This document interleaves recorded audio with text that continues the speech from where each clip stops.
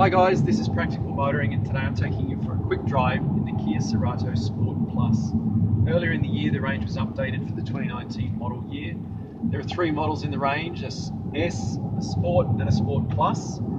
Later in the year there'll be a GT model which will be very closely related to the Elantra SR, so it'll get a more sporty engine.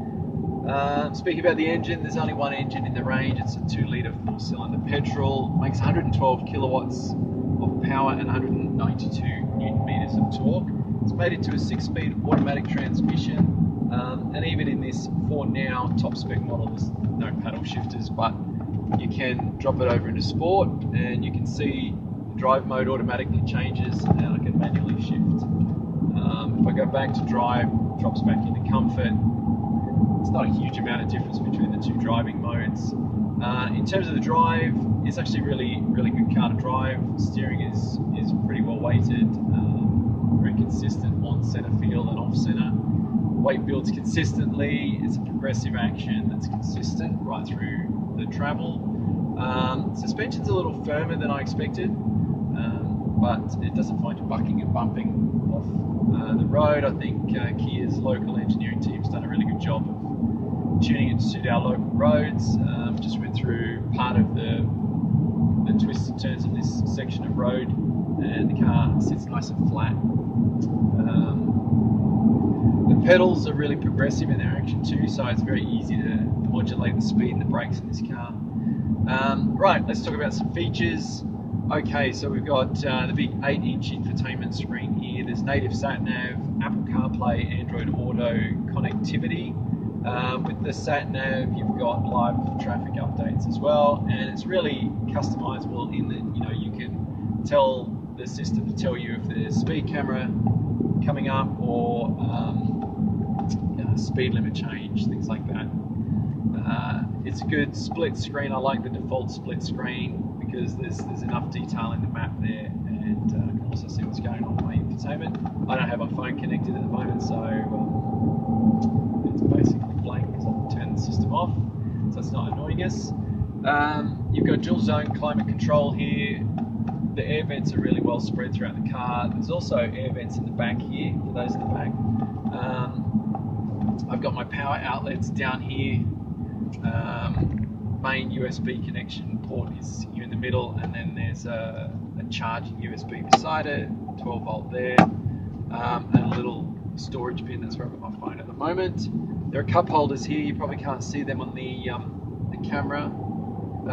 Glove box over here. Nice big deep center console box here, which it's placed okay if I want to rest my elbow without my hand on the steering wheel, but I can't sort of rest with my hands on the wheel.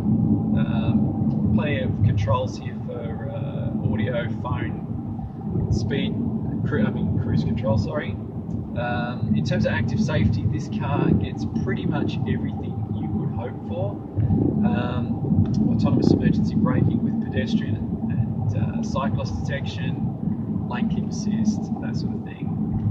I can turn the lane keep assist off if I want, and I have done here, just because when you're away from the highway it tends to pick up phantom lines on the road, and you find yourself sort of fighting with the steering a little bit too much.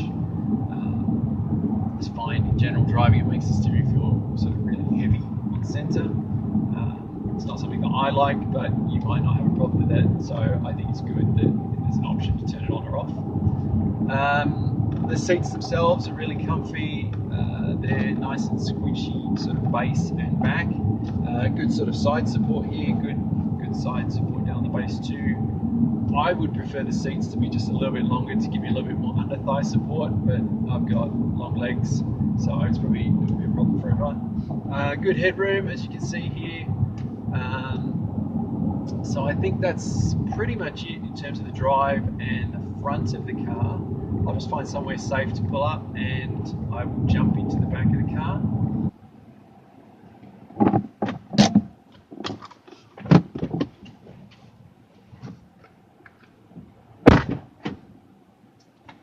Alright, into the back of the car, and I've got loads of leg room here, loads of knee room. There's a hard back on the back of this front seat, so I'm just going to protect it from being scuffed. There's a map pocket on the side here, or an iPad holder, whatever they're called these days.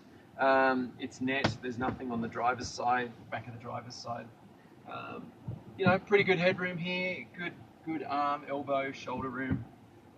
Good vision out the back here too. If I'm a backseat passenger, Isofix mounts as well for the 2 outboard seats. Air vents, as I mentioned earlier, in the back here.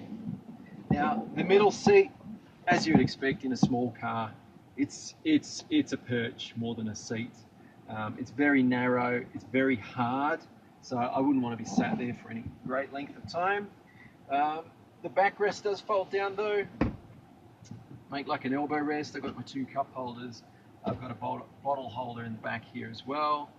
And I think that's pretty much it.